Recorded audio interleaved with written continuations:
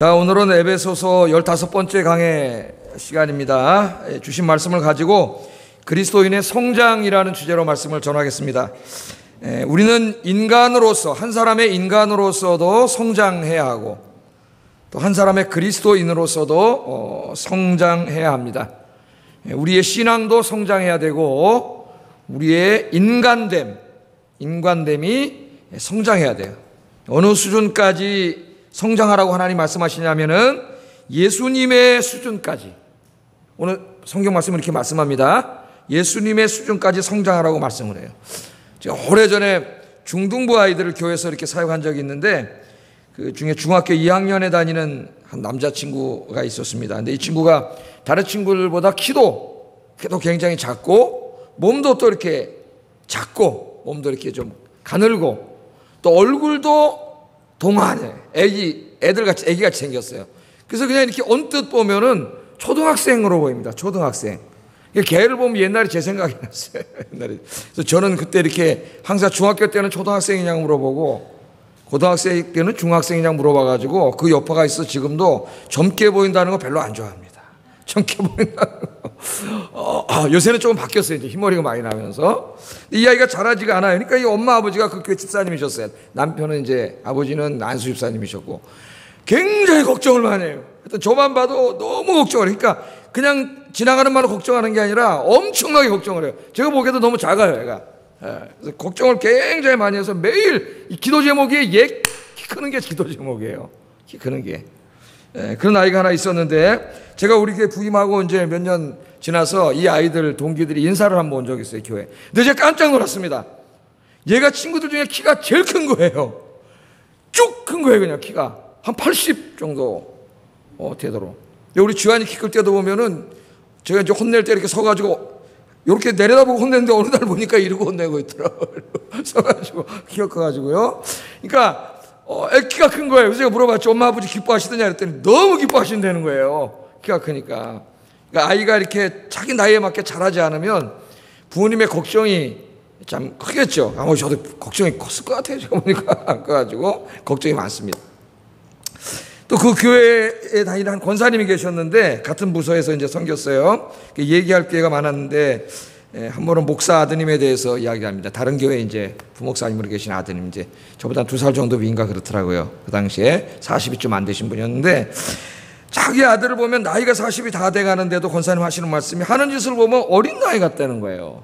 어린 나이. 속상해하세요. 굉장히 속상하시면서 어려서부터 정말 오냐오냐 하면서 해줄 것 못 해줄 것 다 해주면서 키웠답니다. 다 해주면서 그냥. 그랬더니 나이 40이 다 돼서도 부모는 항상 자기를 위해서 무엇을 해줘야 하는 사람으로 생각한다는 거예요. 지금도 계속 해달라 한다는 거예요. 여기는 그런 사람 없겠죠. 해달라 한다는 거예요. 그러면서 하시는 말씀이 목사님 부모님은 참 좋겠습니다. 그래요. 왜요? 그랬더니 목사님처럼 듬직한 아들이 있어서 좋겠습니다. 그래요.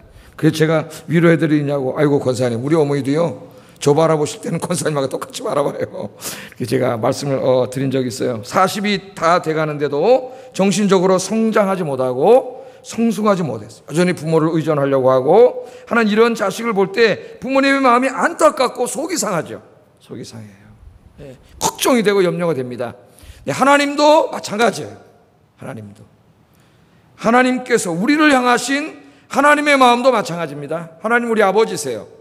하나님은 우리의 신앙과 인간됨이 성장하기를 원하십니다.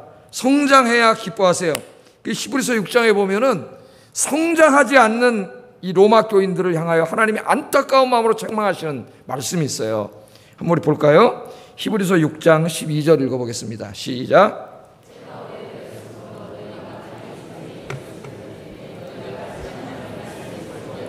누구에게 가르침을 받아야 할 처지이니 단단한 음식은 못 먹고 젖이나 먹어야 할 자가 되었도다.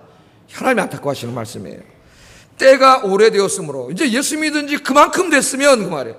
그 정도 몇 년 지났으면은 마땅히 선생이 되어 있어야 될 텐데, 그 신앙도 인품도 성장을 해서 성인이 돼가지고 마땅히 다른 사람을 양육하고 이끌어줄 수 있는 선생이 되어 있어야 되는데 그렇게 예수 믿은 지 시간이 지났는데도 여전히 애기라는 거예요, 애기. 어린 나이, 자라지 못했다는 거예요. 그래서 말씀도 초보 말씀을 맨날 들어야 돼. 초보 말씀을 들어야 되고, 딱딱한 음식은 먹지도 못하고 젖이나 먹어야 되는 어린 낙이에서 자라나지 못하는 거예요. 그러니까 하나님의 마음이 아프고 답답한 거예요. 부모님이신 우리 하나님께서, 여러분 예수 믿은 지 몇 년 되셨습니까? 자기 한번 연수를 한번 생각해 보세요. 신앙의 연조를 자랑하십니까? 중요한 게 있어요. 그만큼 성장했느냐 이거예요. 예수님을 믿은 연조에 걸맞게 여러분의 신앙과 인격이 성장했습니까? 여러분 성숙한 어른이 됐습니까? 여러분의 신앙적인 면에서, 여러분의 하나의 그 인간됨에 있어서 한번 여러분 생각해 보세요. 성장하지 않으면 하나님이 안타까워하세요. 하나님의 마음이. 오늘 제가 이 설교를 그리스도인의 성장에 관해서 말씀을 전하려고 하는데, 이 아침에 말씀을 들으면서 여러분의 신앙의 성장, 또 인간됨의 성장에 대한 여러분 큰 자극제가 되고 기폭제가 되는 이 시간 되기를 주의 이름으로 축복합니다. 자, 먼저 그리스도인의 신앙의 성장에 대해서 한번 생각해 보겠어요. 우리 그리스도인들은 하나님을 믿는 신앙이 이게 머물러 있으면 안 됩니다. 하루하루가 지나면서 성장해 가야 돼요. 1년 전과 2년 전이 똑같으면 안 돼요. 5년 전이나 3년 전이나 2년 전이나 오늘이나 그 신앙의 성장이 없으면 안 돼요. 자, 13절에 보면은 우리가 다 하나님의 아들을 믿는 것과 아는 일에 하나가 되어, 뒤에 계속 읽어보면은 그리스도의 장성한 분량에 이르기까지 자라가라, 그렇게 말씀이 연결되죠. 여기 보면 하나님의 아들을 믿는 것과 아는 것, 그렇게 나옵니다. 하나님의 아들을 믿는 것과 아는 것. 그러니까 하나님의 아들을 아는 것에 있어서도 성장이 돼야 되고, 믿는 것에 있어서도 성장이 돼. 이게 하나가 돼야 돼. 하나가. 내가 암과 지식과 믿음과 지성이 나뉘어지면 안 돼요. 분리되면은. 불일치가 되면 안 됩니다. 자, 우리는 예수님을 믿는다, 그렇게 얘기합니다. 여러분 예수 믿습니까? 예? 예수님을 믿는다고 이야기해요. 그런데 이것만으로는 부족합니다. 여러분 예수님을 믿는데 예수님에 대해서 무엇을 믿는다는 거예요 도대체? 예수님에 대해서 뭘 믿습니까? 여기서 우리는 우리의 믿음에는 믿음의 내용이 있어야 된다는 것을 알게 됩니다. 예수님 믿습니다. 뭘 믿습니까? 예? 도대체 뭘 믿는다는 거예요, 여러분? 우리가 예수님을 믿기 위해서는 예수님이 누구이고 우리를 위해 어떤 일을 하였고 또 지금 어디에 계시고 무엇을 하고 계시는지 또 장차 어떤 일을 하실 것인지를 알아야 됩니다. 제가 4가지 범주로 얘기했지만 이 안에 엄청나게 많은 것들이 있어요. 지금 우리 에베소서에서 공부하고 있어요. 이것들을 다 알아야 돼요. 여기에서 이 지식의 문제가 등장합니다. 우리의 믿음이 바른 믿음이 되기 위해서는 예수님을 아는 지식이 반드시 필요합니다. 우리가 예수님이 누구이고 무엇을 하고 계시고 무엇을 하실 분인지 모른다면 우리의 믿음이 불가능해.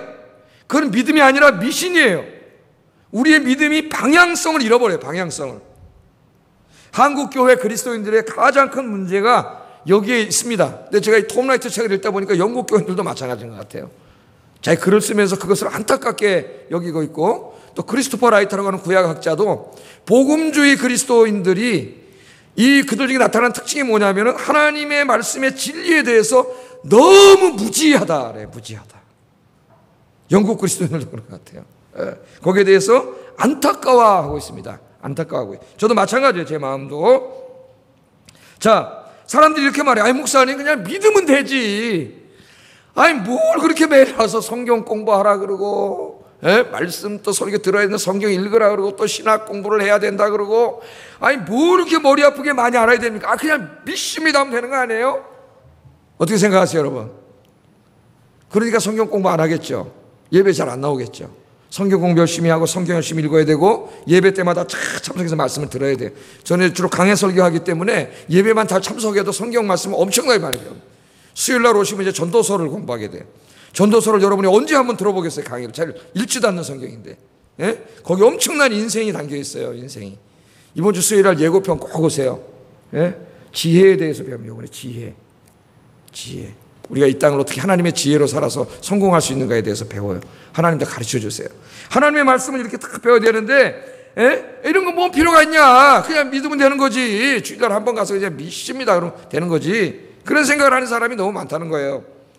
신앙생활을 이렇게 무지몽매하게 하다 보니까 교회를 몇십 년을 다니면서도 성경 말씀의 핵심적인 가르침이 뭔지 모르고 우리 기독교의 큰 내러티브, 이야기가 뭔지를 몰라요. 도대체 우리가 뭘 믿는 거지? 우리가 뭘 소망하는 거지? 그냥 예수 믿고 그냥 구원받아 천당 가는 거, 그건지 알아요? 그거 그렇게 생각하는 사람이 너무 많아요. 하나님께서 이 세상과 온 우주를 왜 창조하셨는지, 이 우주론적인 의미, 그런 걸 아십니까, 여러분? 하나님께서 창조하신 세상이 왜 이렇게 엉망진창이 되었는지, 하나님께서는 엉망이 된 이 피조 세계에 대해서 어떤 계획을 가지고 계시는지, 왜 하나님께서 외아들을 보내주셨고 예수님이 이 땅에 오셔서 십자가에서 죽으셔야 했는지, 왜 3일 만에 부활하셔야 했는지, 예수님은 지금은 어디서 무엇을 하고 계시는지, 장차 예수님께서 이 땅에 오셔서 우주와 온 세상을 어떻게 하실 것인지, 여러분 그런 데 대해서 배우지 않으면 알지 못해요. 알지 못해. 이런 걸 다 알고 신앙생활하는 사람이 도대체 몇 명이나 될까요? 또한 우리는 하나님께서 왜 나를 구원해 주셨는지, 왜 이 땅에 교회를 세우셨는지, 교회와 성도의 사명은 무엇인지, 왜 우리가 주일마다 모여서 예배를 드려야 되는지도 알지 못합니다. 아니, 알려고 하지도 않아요. 관심도 갖지 않습니다. 그러니까 성경 말씀 공부하는데 관심이 별로 없는 거예요. 그냥 믿으면 되지. 그래, 믿으면 되지. 그럼 제가 묻잖아요. 뭘 믿냐고. 당신은 뭘 믿습니까? 예수님 믿습니다. 예수님에 대해서 뭘 믿어요? 성경이 하나님 말씀인지 믿습니까? 믿습니다. 그럼 성경에 대해서 뭘 믿어요, 도대체? 뭘 믿는 거예요? 이처럼 우리의 믿음이 지식에 기초해 있지 않기 때문에 믿음이 좋다는 분들도 대부분 왜곡되고 잘못된 믿음을 가지고 있습니다. 이게 잘못되니까 교회도 잘못된 방향으로 가고 설교도 잘못된 방향으로 나와요. 그래서 어떤 분들은 예수님을 자신에게 건강을 주고 돈 많이 벌게 해주는 분으로 믿습니다. 또 어떤 분들은 예수님을 신비한 영적인 체험을 해주고 무슨 마음의 평안함 정도 주는 그런 분으로 믿고 있습니다. 그래서 대부분의 한국교회 성도들의 믿음이 이 땅에서의 건강과 번영과 복을 구하는 기복신앙으로 흐르거나 아니면 방언이나 축사, 귀신 쫓아내는 거죠. 치유, 신비한 영적 체험을 추구하는 신비주의로 흐르게 돼요. 기복신앙, 신비주의 신앙, 이게 우리 한국교회 대부분의 신앙의 핵심입니다. 그래서 사람들이 이러한 신앙은 기독교 신앙이 아닙니다. 이건 기독교 신앙이 미신화된 거예요. 미신화. 제가 이야기하죠. 우리 한국에 들어온 종교는 다 미신화됐다고. 불교도 미신화됐어요. 불교는 원래 그런 종교가 아닌데 불교도 토착 종교랑 결합돼서 미신화됐고 기독교도 우리나라 들어와서 미신화돼 버렸어요. 그래서 이 인격적인 하나님이 옛날에 예수 믿기 전에 정한상그룹 떠놓고 잘 되게 해달라고 복 빌었잖아요. 동네 느티나무 밑에 가서 이게 빌었지 않습니까? 그 대상이 하나님으로 바뀌었을 뿐이에요. 바뀌었을 뿐이에요. 그러니까 미신화된 거예요. 여러분, 이처럼 우리가 예수님을 알지 못해요. 예수님의 가르침도 모르고 예수님의 삶도 알지 못하면 어떻게 될까요, 여러분? 어떻게 될까? 14절 같이 됩니다. 14절 한번 읽어보겠습니다. 시작. 간사한 유혹에 빠져 온갖 교훈의 풍조에 밀려 요동하지 않게 하려 함이라. 그렇게 되면 어린 나이가 된다는 거예요. 어린 나이인데 자라지를 못해요. 자라지를 못해. 그러니까 이 주님을 알매 있어서 이 알미 성장하지 않으면 절대로 신앙이 성장할 수 없습니다. 그러니까 설교를 잘 들으셔야 돼요. 예배 시간마다 다 참석을 하셔야 돼요. 성경 공부를 하시고 성경을 열심히 묵상을 하셔야 돼요. 읽으셔야 돼요. 그렇지 않으면 신앙이 성장하지 않아요. 이 말씀은 영의 양식이기 때문에 밥을 먹지 않는 아이가 자랄 수가 없어요. 영양실조 걸립니다. 영양실조. 어린아이 같아요. 여러분 어린아이 보세요. 어린애기도 이렇게 가면 유치원생들 가면 어떡합니까? 나쁜 사람 아저씨들이 와가지고 과자 주고 사탕 주면은 그 아저씨 오라 그러면 따라가잖아요. 유혹에 넘어가서 따라가. 이게 되는 거예요. 오늘 이 말씀이 바로 그것과 비슷한 말씀이에요. 어린 나이가 돼가지고 어떻게 하는 사람의 속임수와 간사한 유혹에 빠져 온갖 교훈의 풍조에 밀려 요동하지 않기 위해서 우리가 알아야 된다는 거예요. 그렇게 된다는 겁니다. 여러분 여기 요동한다는 말은 요동한다는 말이 무슨 말이냐면은 그 바다의 말이 큰 망망대하에 조그만 대해에 배가 하나 떠 있다고 생각해 보세요. 근데 갑자기 바람이 불고 막 파도가 막 일어나요. 그럼 이 배가 어떻게 되겠어요? 자기가 원래 목표했던 방향으로 가지를 못해. 자기 동력으로 움직이지 못하고 파도와 바람에 휩쓸려가지고 이리저리 흔들리는 모습이 여기 요동치는 모습이에요. 요동치는 모습. 원래 우리의 신앙이라고 하는 것은 주님을 믿고 그 기도하면서 말씀대로 그 흔들리지 않고 목표를 향하여 주님을 향해 쫙 가야 되는데 이 잘 알지 못하기 때문에 진리를 어떻게 해요? 세상에 온갖 이런저런 이데올로기, 사상, 종교, 생활 방식, 가치관, 세계관 내 폭풍이 막 들어오면은 그 목표를 향해 가지 못하고 거기에 이리 휘둘렸다 저리 휘둘렸다 저리 휘둘렸다 저리 휘둘렸다 그렇게 된다는 거예요. 매일 세상 풍파에 휘둘려. 예? 주님을 향하여 아무리 바람이 불고 파도가 쳐도 흔들리지 않고 여러분 목표를 향하여 갈 수 있는 여러분 되기를 주의 이름으로 축복합니다. 그러기 위해서는 알아야 돼요. 진리를 알아야 돼. 아는 일에 힘써야 돼요. 여러분 힘써야 돼요. 오늘부터 이 주님을 아는 일에 힘쓰시기를 주의 이름으로 축복합니다. 1년에 내가 아무리 못해도 성경 읽도하겠다. 내가 가능한 모든 공예배에 참석하겠다. 예? 말씀 듣겠다. 성경 공부 꼭 개설해서 하겠다. 경건서적도 읽겠다. 예? 여러분 이런 계획을 세우고 주님을 알아가는 일에 힘써야 됩니다. 자, 그런데 또 정반대의 분들이 있어요. 한쪽에는 굉장히 지성적인 걸 추구하는 분들이 있습니다. 저 같은 사람이에요. 저 같은 사람. 예? 어떤 분들은 성경 공부를 열심히 합니다. 예수님에 대해서 신학 공부도 합니다. 어떤 분은 집에 가면 막 주석도 있고 신학책도 있고, 제가 아는 한 분은 대학에서 경제학을 전공했는데 하나님 말씀이 알고 싶어가지고 그냥 대학 다니면서 계속 신학책을 다 읽었어요. 그 나중에 이제 공부하러 미국에 왔습니다. MDB 가정에 목사가 되려고. 지금은 안 보니까 목사가 안 됐더라고. 공부를 하러 왔는데 그 집에 놀러 가봤더니 책이 완전히 그 큰 집에 뺑 돌아가 있어요. 보니까 그 굉장히 어려운 신학책들을 다 읽었어요, 벌써. 경제학 공부하는 대학생이. 너무 진리를 알고 싶어가지고. 대단하죠? 예, 똑똑한 학생이에요. 서울대 경제학과 나와서 똑똑한 친구예요. 여러분, 자, 이렇게 막 공부를 해요. 그래서 예수님이 하나님의 아들이고 인간을 구원하기 십자가에 죽으셨고 3년 만에 부활하셨다는 거 다 알아요. 지금 하늘 보좌에 계시고 우주와 온 세상을 통치하고 계시고 성령을 보내서 교회를 통하여 이 땅의 악한 세력을 정복하고 계시며 마지막 때에 다시 오셔서 이 악의 세력들을 심판하시고 이 땅에 하나님 나라를 세우시다는 거 다 압니다. 너무나 잘 알아요. 예수 믿으면 죄사함 받고 구원받아 하나님의 자녀가 되고 부활하여 영원한 생명을 누리게 되고 천국을 유산으로 상속받는 것도 압니다. 아주 신학적인 지식과 성경 지식이 풍부해요. 그러나 믿지 못하는 사람이 있습니다. 믿지 못하는 사람. 공부를 많이 했는데 믿어지지가 않아요. 이게 다. 여러분은 믿습니까? 부활을 정말 믿어요? 아니 죽어가지고 다 화장터에 가서 불 태워가지고 다 나오면 가루만큼밖에 없는데 이게 정말 다 이게 주님께서 이걸 다, 주님 이걸 반죽하셔갖고 태초에 흙으로 사람을 만드신 것처럼 다시는 죽지 않고 병들지 않는 영광스러운 몸으로 다시 이렇게 쫙 만들어주시나 여러분 정말 믿어요? 정말 믿으면 죽음이 두렵지 않아야 돼. 예? 정말 믿으면 이 땅에 코박고 살면 안 돼요. 믿는다 그러는데 정말 믿냐 이거예요. 내가 지금 오늘부터 질문하는 건 진짜 믿음을 말하는 거예요. 진짜 믿음. 이성적인 동의 정도가 아니라 자기의 삶을 완전히 바꿀 수 있는 믿음을 말하는 거예요. 정말 믿으면 자기 인생이 바뀝니다. 안 믿기 때문에 안 바뀌는 거예요. 여러분 정말 믿어요? 네, 믿음이 참 좋으세요. 물 한 잔 마시고. 자, 우리가 믿지 못하면 다 헛거예요. 나는 죄사함 받을 수도 없고 구원받을 수도 없고 내가 누구인지도 모르고 무엇을 위해 살아야 할지도 모르고 내 인생의 의미가 어디인지도 모르고 이 우주와 온 세상이 마지막에 어떻게 될지도 모르고 이게 다 안다 할지라도 믿지 않으면 그게 다 나랑 소용이 없어요. 그건 난 유산으로 상속받지도 못해요. 믿지 않으면 다 엉망입니다. 이 신학 공부한 사람 중에 이런 사람 많아요. 안 믿어요. 공부는 열심히 했는데. 서양에 가면 더 많아요. 더 많아. 신학자 중에 예수 안 믿는 신학자 굉장히 많습니다. 여러분 유명한 신학자 중에 예수 안 믿는 신학자가 많아요. 오늘 여러분들은 이 주님을 더욱 알아갈 뿐만 아니라 그 성경의 진리의 말씀들에 대해서 조금 더 의심하지 않고 여러분 다 믿는 여러분 되기를 주의 이름으로 축복합니다.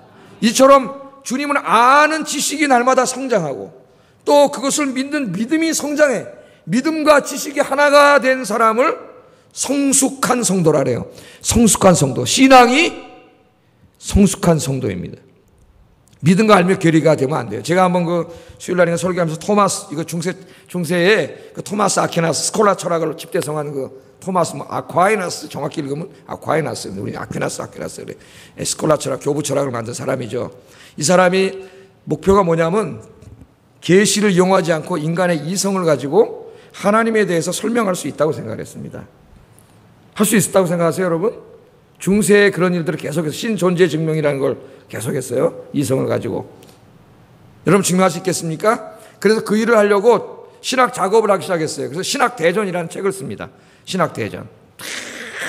정말 머리가 정말 천재예요, 천재. 이성적으로 하나님 알아가는 거예요. 1권을 썼어요. 또 2권을 씁니다.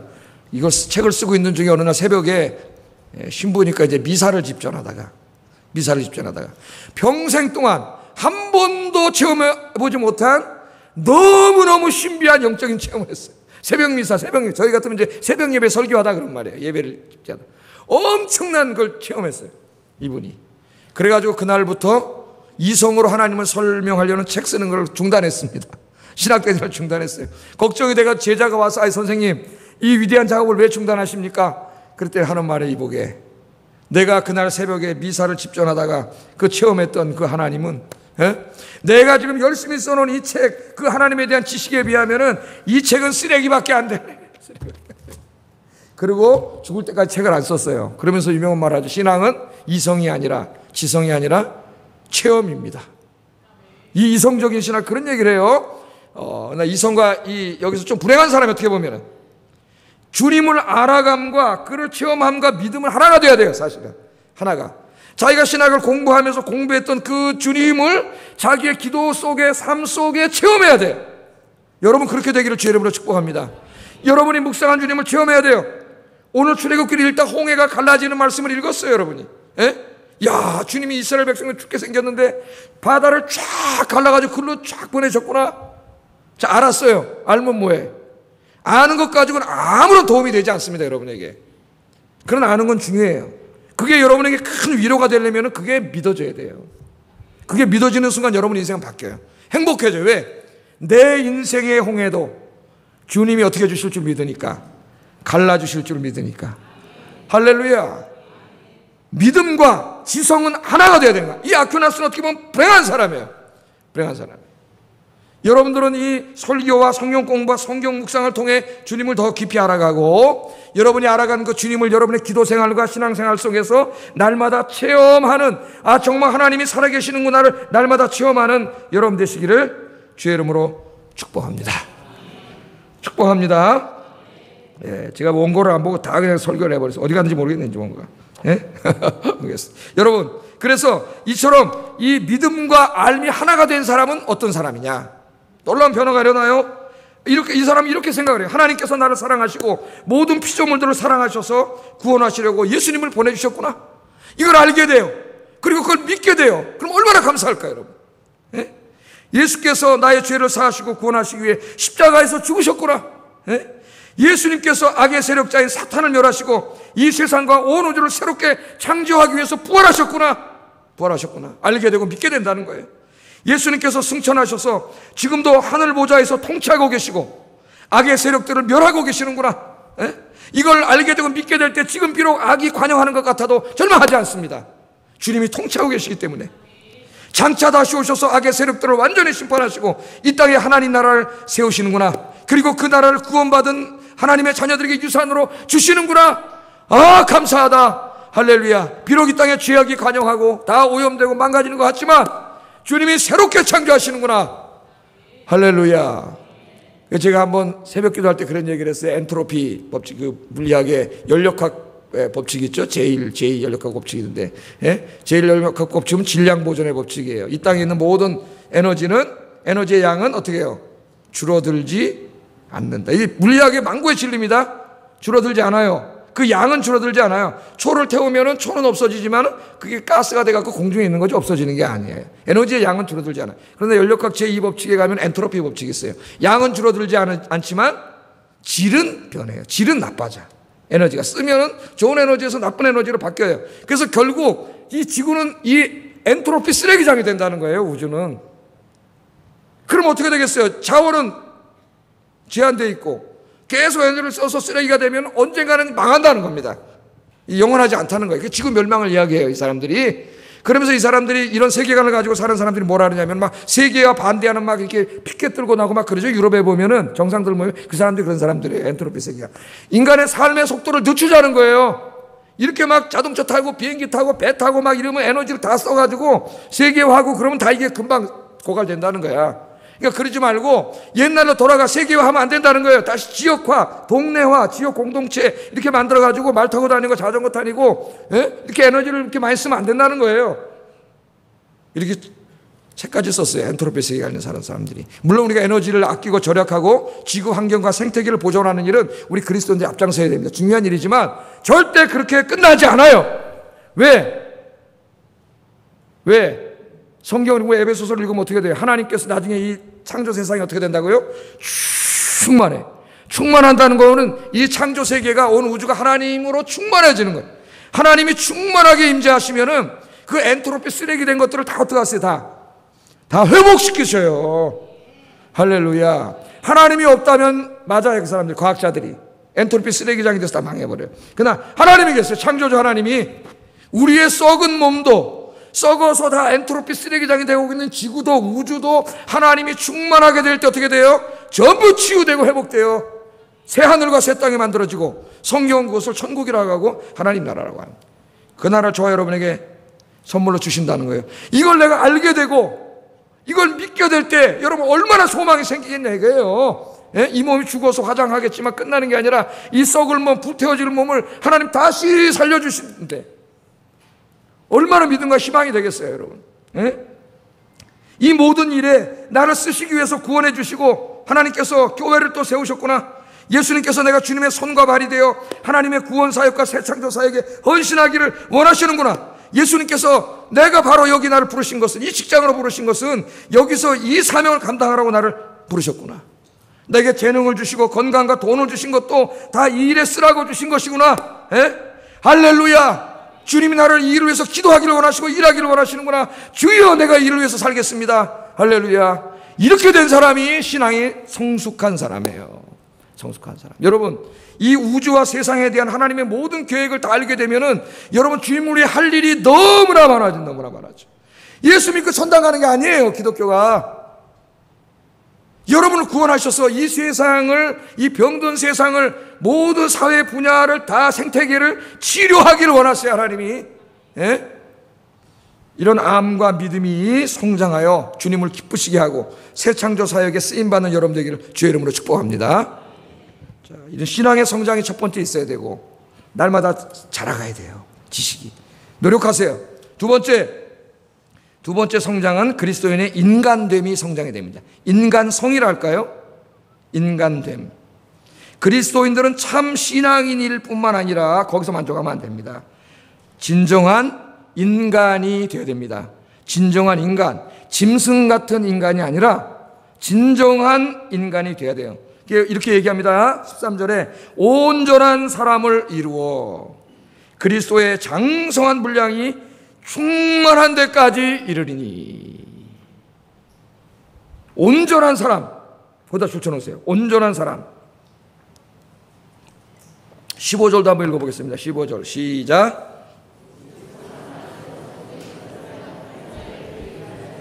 그는 머리니 곧 그리스도라. 아멘. 여기 보면은 온전한 사람이 되라. 온전한 사람. 우리 온전하지 못하죠. 인간됨의 회복을 말합니다. 온전하는 텔레이오스라는 말을 번역한 건데 이거는 완전해진 상태를 말해요. 완전해진 상태. 그래서 구약에 보면 이 단어가 하나님께 바쳐진 희생제물을 일컬을 때 쓰여졌습니다. 하나님께 드려질 때는 점도 있으면 안 되고 흠도 있으면 안 돼요. 온전한 것을 드려야 돼요. 그러니까 온전한 걸 그때 우리 인간에게는 온전한 것이 없지만 가장 좋은 것입니다. 그러니까 여러분 하나님께 드리는 것은 가장 좋은 것을 드려요. 온전한 것을 드려야 되는데 우리는 온전하지 못해요. 가장 온전한 것을 드려야 돼요. 오늘 예배에 오셨어요, 여러분이. 여러분이 오셨잖아요. 여러분의 몸을 온전하게 하나님께 드리려면 어제 잠도 일찍 자고 푹 충분히 자고 와야 돼요. 안 그러면 이해하지 않아. 피곤해가지고. 예배도 지각하지 마세요. 지각하면 어떻게 여러분 예배를 온전히 드려요, 하나님 앞에. 다음 주부터 절대 지각하지 마세요. 최소한 5분 전에 와서 자리에 앉아서 기도하고. 온전한, 하나님께 드린 건 온전해야 돼요. 여기서 온전한이라는 뜻이 왔어요. 그럼 우리 성경은 그 말을 따라서 온전한이라고 번역했습니다. 온전한 사람, 하나님께 드려질 만한 온전한 사람. 이게 이제 사람에게 쓰일 때는 어린 나이와 반대되는 성장한, 성숙한 그런 의미로 쓰여요. 그래서 또 한편으로는 성숙한, 성장한, 어른이 된 그런 말이죠. 그런 의미로 씁니다. 본문엔 두 가지 의미가 다 있는데, 여기 온전한 사람이란 인격이 성장하고 성숙하여 흠잡을 데가 없는 사람. 그런 사람이 있을까요? 예수님이에요. 예수님. 그런데 그런 사람을 목표로 해서 날마다 우리 인간됨이 성장해야 된다는 거예요. 그리스도인들은 신앙도 성장해야 하지만 인간성도 성장해야 합니다.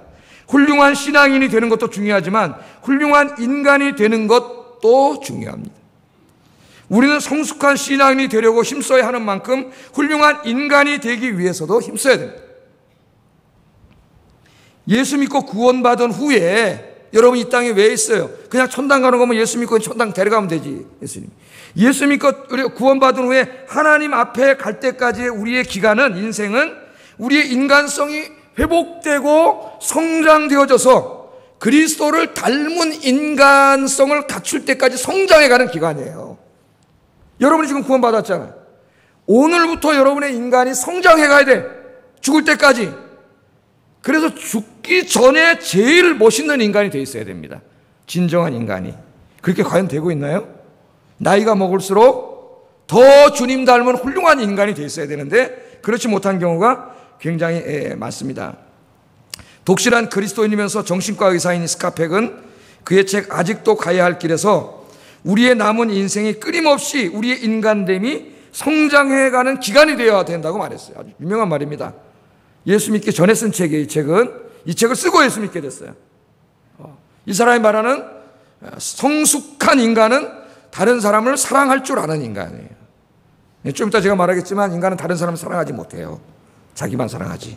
성숙한 인간이. 그래서 끊임없이 우리 인생은 끊임없이 성장과 배움의 과정이 되어야 된다는 거예요. 끊임없이 성장하고 배우는 과정. 그래서 이 책 제목이 뭐냐면 아직도 가야 할 길에. 죽을 때까지 우리는 멈추면 안 돼. 여러분의 인간이 더 훌륭한 인간, 진정한 인간, 예수님 닮은 인간이 되기 위해서 끊임없이 성장해 가야 되는 성장. 우리의 겉사람은 후패할 수 있지만 속사람은 어때요? 날마다 새롭게 된다 그랬어요. 날마다. 예? 날마다. 여러분의 인간성이 성장하고 있습니까? 어느 정도까지 성장해야 되냐면은 그리스도의 장성한 분량까지 성장하라고 이야기합니다. 예수님의 온전한 인간의 모습을 보여준 게 예수님이에요. 그 수준까지 성장해야 된다고 이야기해요. 자, 여러분, 인간은 원래 하나님의 형상으로 지음받았습니다. 인간론을 이해하고 인간을 이해할 때 제일 중요한 게 창세기 1장 26절이에요. 인간은 하나님의 형상으로, 그러니까 하나님의 형상을 반영하는 존재로 창조됐습니다. 하나님의 영광을 반영하는 존재예요. 그게 하나님의 형상이에요. 그 상태가 온전한 상태였어요. 온전한 상태.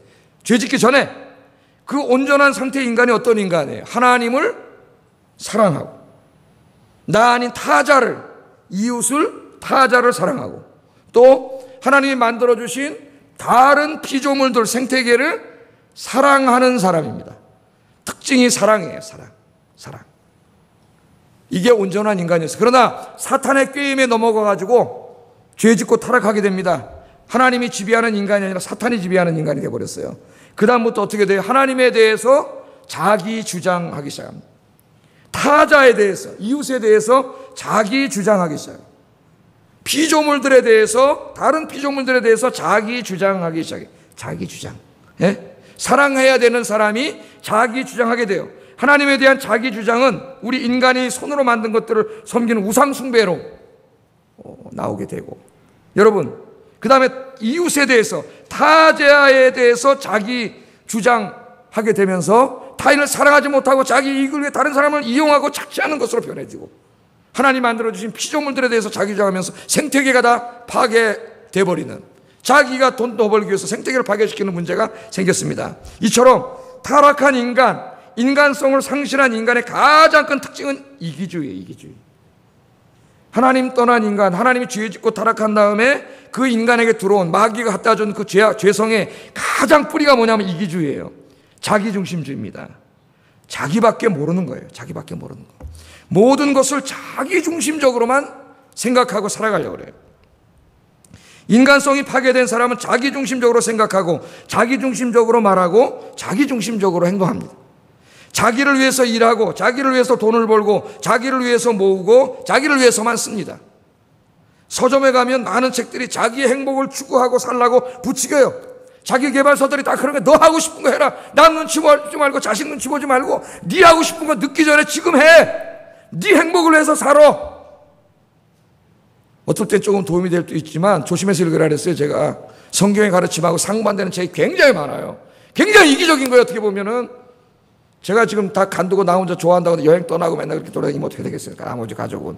예? 우리 혼자 사는 인생이 아닌데 이게 자꾸 부추겨요. 자꾸 부추겨요. 자기를 위해서 살아는 거예요. 자기 이기주의를 극대화 만족시키라는 거예요. 그럼 행복하다는 거예요.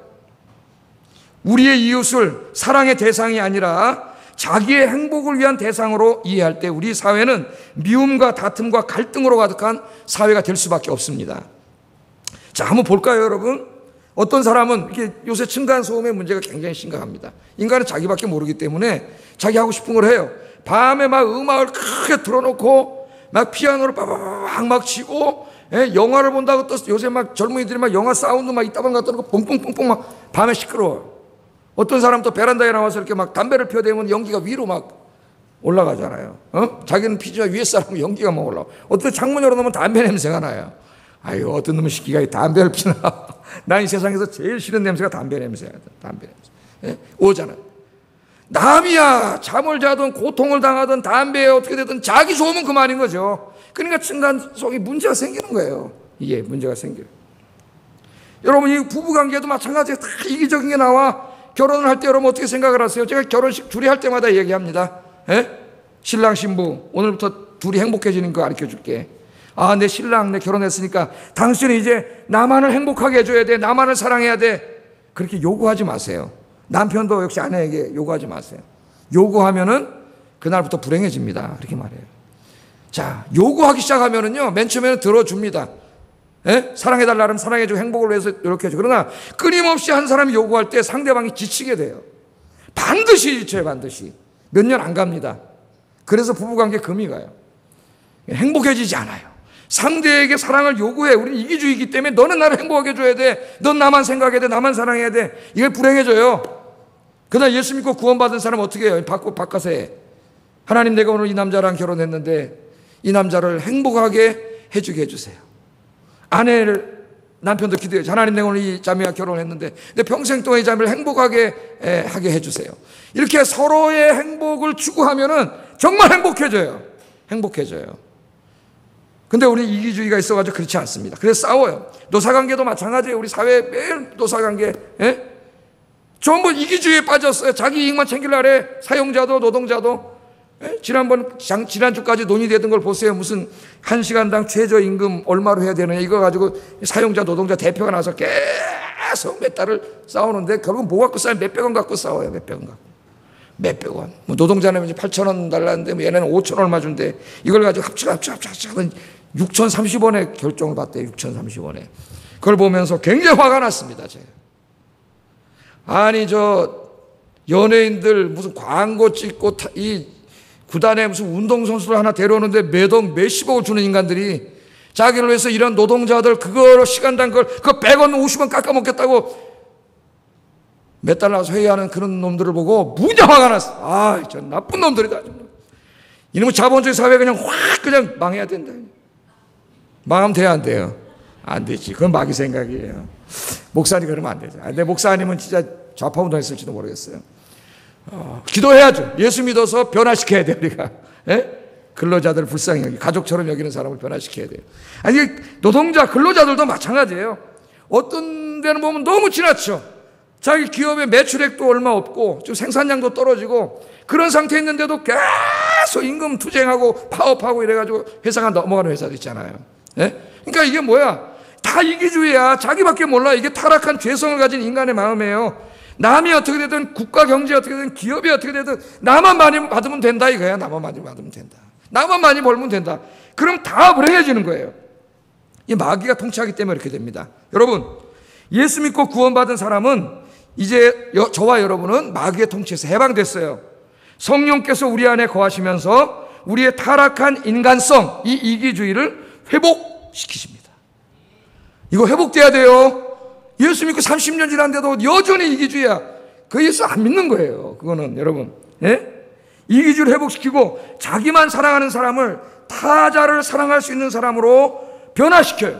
자기밖에 모르는 사람을 다른 사람을 이해하고 배려할 줄 아는 사람으로 변화시킵니다. 자기만을 위해 벌고 쓰고 모으는 사람을 변화시켜서 이웃에게 나누어 줄 줄 아는 사람으로 변화시켜. 그게 온전한 사람이거든.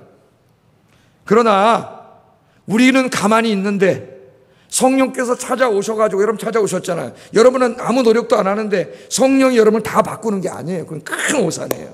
성경을 잘못 이해하고 있는 거예요. 성령께서 우리 안에 들어오셔서 그런 온전한 사람이 되고자 하는 열망을 주셔요. 열망. 아, 내가 이렇게 살면 안 되는구나. 이런 정말 이런 사탄 같은, 짐승 같은 인간의 삶, 이런 성품을 가지고 살면 안 되는구나. 이런 인격을 갖고 살면 안 되는구나. 그런 열망을 주세요. 그러나 성령이 변화시키는 게 아니라 우리의 의지를 사용하세요. 의지를. 그래서 우리는 우리의 인간성 회복을 위해서 기도하며 노력해야 됩니다.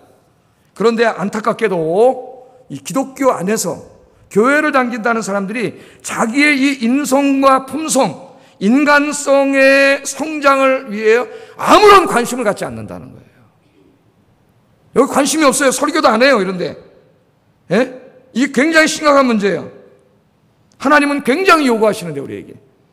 우리가 추구해야 하는 참다운 인간의 모습, 그 모습이 예수님이잖아요. 여러분, 예수님. 한번 예수님을 보세요. 그럼 우리가 추구해야 되는 진정한 인간, 남을 착취하고 빼앗고 그런 인간이 아니라 정말 타자를 진심으로 사랑하는 인간의 모습이 뭔가. 빌립보서 2장 5절 11절에 보면은 예수님을 이렇게 소개합니다. 제가 이렇게 좀 중간중간 써왔는데 같이 한번 읽어보겠습니다. 시작.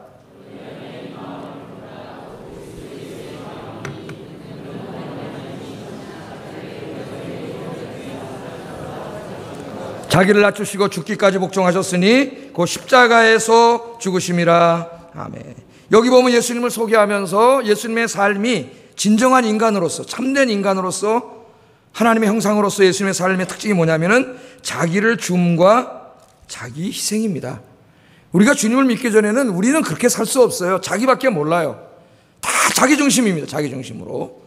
제가 옛날에도 한번 그 재밌는 얘기도 한번 설명해 줬잖아요. 그죠? 여기 장영희 교수님이 한 얘기도 제가 얘기해 줬어요. 자기 그 여제자가 결혼한다 그래야 그 남자친구를 데려왔는데 셋이 같이 밥을 먹는데 에어컨이 안 나오던 시절에 선풍기가 앞에 돌아가니까 이 친구가 무의식 중에 선풍기를 딱 돌려가지고 자기 앞에다 놓고 딱 고정시켜 버리더라잖아요. 자기도 모르게 한 거예요, 이 친구가. 이 장영희 교수님 속으로 덜컹. 야, 얘는 자기밖에 모르는 놈이구나. 자기밖에. 불행이 뻔히 보이더라는 거야, 여자야, 제자의 불행이. 근데 결혼 인사로 하는데 하지 말라 그럴 수도 없고, 결혼했는데 아니나 다를까? 얘는 결혼하고 인생에 아내는 없어요. 자기밖에 없어요. 자기 취미, 자기. 결국 2년 만에 이혼을 했다는 거예요. 살지 못하고. 예? 그런 선풍기 돌려놓는 그 자기밖에 모르는 모습이 우리에게 너무 많아요. 여러분, 부부관계, 가족관계, 부모 자식관, 교회 안에 우리에게 그런 주님 닮지 않은, 예? 그런 병든 모습, 비인간적인 모습, 짐승 같은 모습이 우리 안에 너무나 많아요. 오늘 보면 자기를 줌과 자기 희생입니다. 예? 주님은 자기의 목숨을 주셨어요. 자기의 모든 것을 다 희생하셨습니다. 우리 그리스도인들이 이 세상을 치유하려면 자기를 줌과 자기 희생의 삶을 살아야 돼. 그런 삶을 살 수 있는 온전한 인간이 되어야 된다는 거예요. 여러분, 정글의 법칙은 동물의 세계만 있는 게 아닙니다. 여러분, 동물의 왕국을 보세요. 동물들이 나와가지고 맹수들이 배가 고프면 자기 식욕을, 이기적인 욕구죠. 식욕을 채우기 위해서 조그만 동물을 잡아먹습니다. 뭐 요만한 놈도 잡아먹더라고요, 사자가. 예? 잔인하게 잡아먹어요. 약육강식이야, 약육강식. 강한 자만 살아남아요. 그러나 여러분, 이런 정글의 법칙, 약육강식의 법칙은 우리 인간 사회 안에서 더 비정하고 잔인하게 나타납니다. 잔인하게 나타나요. 예? 강한 자가 약한 자를 잡아먹는 거예요. 남을 죽임으로써 자기가 사는 거예요. 남의 눈물 흘리게 하면서 자기가 사는 거예요. 그러나 우리 그리스도인은 이러한 정글의 법칙이 지배하는 세상에서 약한 자를 잡아먹는 것이 아니라 약한 자를 위해 자신을 주고 희생하는 삶을 살아야 합니다. 약한 자를 짓누르고 잡아먹는 삶이 아니라 약한 자를 배려하고 돕고 함께 손잡고 함께 사는 삶을 살아야 해요. 대기업과 중소기업이 손잡고 함께 사는 사회, 가난하고 부자가 함께 손을 잡고 함께 사는 사회가 만들어야 돼요.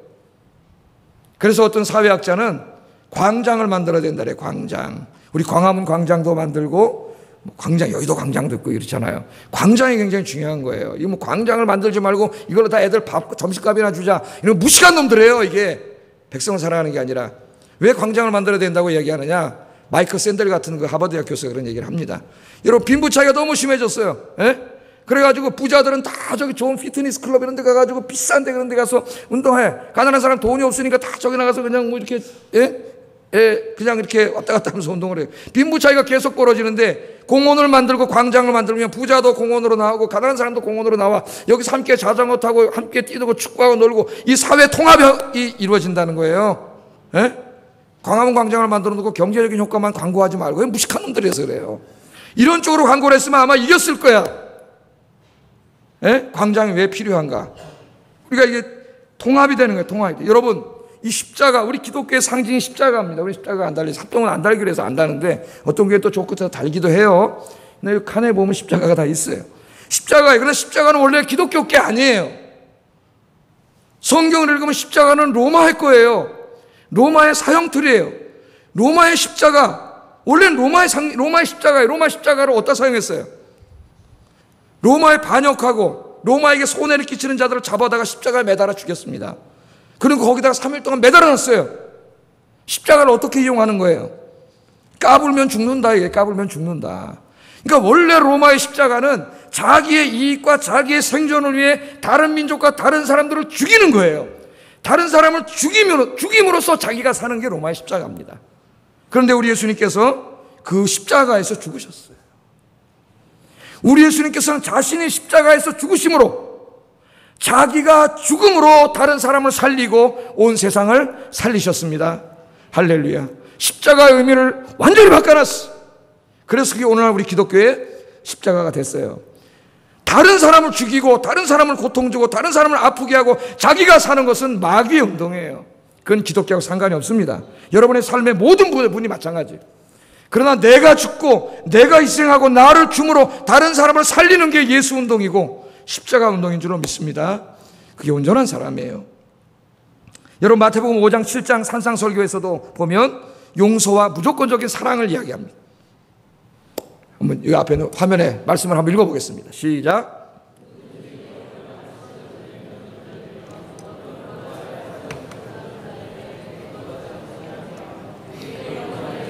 내게 꾸고자 하는 자에게 거절하지 말라. 너희 원수를 사랑하며 너희를 박해하는 자를 위하여 기도하라. 아멘. 산상설교의 핵심이 뭐냐? 용서와 무조건적인 사랑. 우리는 조건적인 사랑을 하죠. 나에게 잘하고 좋은 사람 사랑해. 그러나 원수도 사랑해요. 조건 없이 사랑해. 그럴 수 있는 사람이 온전한 사람이라는 거예요. 우리 기독교인들이 그런 사랑을 베풀어야 되고, 원수에게 원수를 갚는 게 아니라 원수를 용서함으로 원수를 없애는 거예요. 원수는 죽여서 없애는 게 아니라 용서함으로 없애는 게 기독교의 정신적 가르침입니다. 그래서 뭘 가르쳐요? 용서와 온전한 사랑. 아까 자기를 줌과 자기를 희생함 다 연결을 시켜보세요. 고린도전서 13장 4절 7절 한번 읽어보겠습니다. 시작. 시기하지 아니하며 사랑은 자랑하지 아니하며 교만하지 아니하며 무례히 행하지 아니하며 자기의 유익을 구하지 아니하며 성내지 아니하며 악한 것을 생각하지 아니하며 불의를 기뻐하지 아니하며 진리와 함께 기뻐하고 모든 것을 참으며 모든 것을 믿으며 모든 것을 바라며 모든 것을 견디느니라. 아멘. 우리 인간의 모든 관계 속에서 이 주님의 사랑이 어떻게 나타나야 되는가를 이야기합니다. 해설이 필요 없어요. 여러분 집에 읽어보세요. 우리의 품성과 인격 속에 이러한 모습이 참다운 인간됨이 회복되어야 된다는 거예요. 갈라디아서 5장 22절 23절에 보면 우리 인격 변화에 대해서 이야기합니다. 같이 한번 읽어보겠습니다. 시작.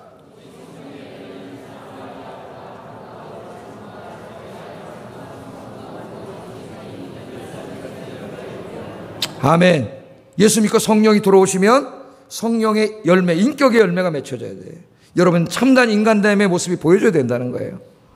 9가지 양상으로 사랑과 희락과 화평과 오래 참음과 자비와 양성과 충성과 온유와 절제. 오래전에 다 제가 설교했지만 또 기회가 있을 때 자세하게 말씀하겠습니다. 우리의 인격의 변화예요. 인격의 변화. 예수를 믿고 교회를 다닌다는데 인간성이 형편없고 인격이 형편없고 품성이 되먹지 않은 이런 사람들이 정말 예수님의 사람일까요? 오늘 주님이 이야기하세요. 성장하고 성숙해야 합니다.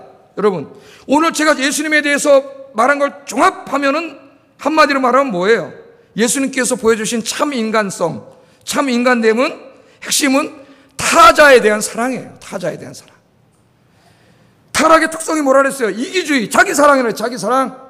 자기밖에 인간은 몰라요. 다 자기 중심으로 부부관계 다 자기밖에 모르는데 예수 믿고 구원받으면 이게 바뀌어요. 이제 나 아닌 다른 사람에게 관심을 갖게 되고 다른 사람을 이해하려고 하고 배려하려고 노력하고 용납하게 되고 용서하게 되고 이게 다 뭐예요? 나누어주고 타자에 대한 사랑이에요. 다른 사람을 진정으로 사랑할 줄 아는 사람, 그게 온전한 사람입니다. 여러분 정말 다른 사람을 온전히 사랑하세요. 그렇게 기도하세요. 여러분 가장 가까운 관계부터, 부부관계부터 다른 사람을 온전히 사랑하는 그런 사람이 되게 해달라고 기도하세요. 예수님을 닮은 참 인간은 타자를 위하여 자신을 주고 자신을 희생하는 사람입니다. 자기 주장을 하기보다는 타자의 이야기를 들어주고 타자를 이해하려고 노력하는 사람입니다. 보복하지 않고 용서하는 사람입니다. 원수 갚지 않고 원수를 위해 기도하는 사람입니다. 타자와의 관계에서 화내고 싸우려고 하지 않고 화평과 희락을 위하여 노력하는 사람입니다. 자신의 이익을 위하여 타자를 희생시키는 사람이 아니라 자신을 희생시켜 타자를 유익되게 하는 사람입니다. 자기만을 위하여 벌고 모으고 쓰는 사람이 아니라 자신의 것을 다른 사람에게 나누어 주는 사람입니다. 자기와 다른 사람을 배타하지 않고 타자를 있는 그대로 받아주는 사람, 자랑하지 않고 교만하지 않고 다른 사람을 사랑하고 다른 사람을 배려할 줄 아는 사람, 그 사람이 온전한 사람이에요. 온전한 사람. 오늘 주님이 그리스도의 수준에 이르기까지 이 온전한 인간이 되기 위해서 힘쓰라고 기도하라고 저와 여러분에게 말씀하십니다. 훌륭한 신앙인이 될 뿐만 아니라 인간 그 자체도 훌륭한 여러분으로 성장하시기를 주 여러분으로 축복합니다. 그리스도인들이 여러분 세상에 나가서 이와 같이 이 인간이 진정한 인간이 된다면, 여러분이 진정한 인간으로 타자를 사랑하는 인간으로 살아간다면 어떻게 될까요? 이 세상 여러분 주변 사람들이 어떻게 될까요? 다음 주에 여러분 손잡고 다 교회 나온다고 생각해요. 나는 우리가 그렇게 살지 못하기 때문에 어떨 때는 믿지 않는 사람보다 더 이기적으로 엉망진창으로 그렇게 살기 때문에 이렇게 되지 않을까요? 오늘 저를 비롯해서 저와 여러분이 인간됨이 주님 닮은 인간으로 성장하는 시간 되기를 주의 이름으로 축복합니다. 그렇게 되면 교회가 성장을 해요. 16절 한번 읽어보겠습니다. 시작.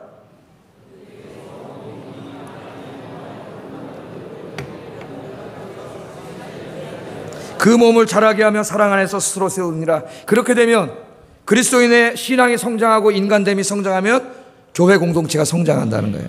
그렇게 성숙한 신앙인과 인간성을 가진 사람들이 모여서 서로 연결되고 결합되어 각자 가지고 있는 재능을 분량대로 역사하여 그렇게 섬기면 그 몸이 자라고 든든하게 세워진다는 말입니다.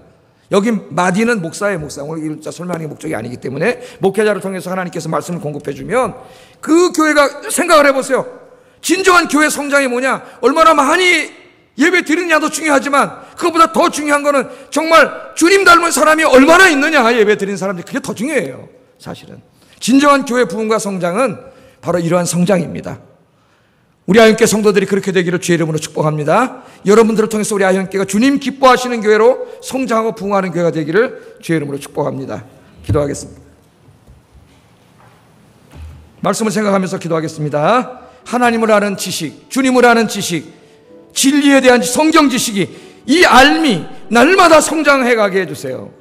뿐만 아니라 그 주님의 진리의 말씀들을 믿는 믿음이, 신앙이 날마다 성장하게 해주세요. 믿음과 신앙이 일치하게 해주세요. 기도하시고, 두 번째는 우리의 인간됨이 죄인을 사랑하신 예수님의 온전한 수준까지 성장하여 이 세상을 사랑으로 치유할 수 있게 해주세요. 우리 교회가 그런 사람으로 가득 차 부흥하게 해주세요. 기도하겠습니다. 사랑하시는 하나님,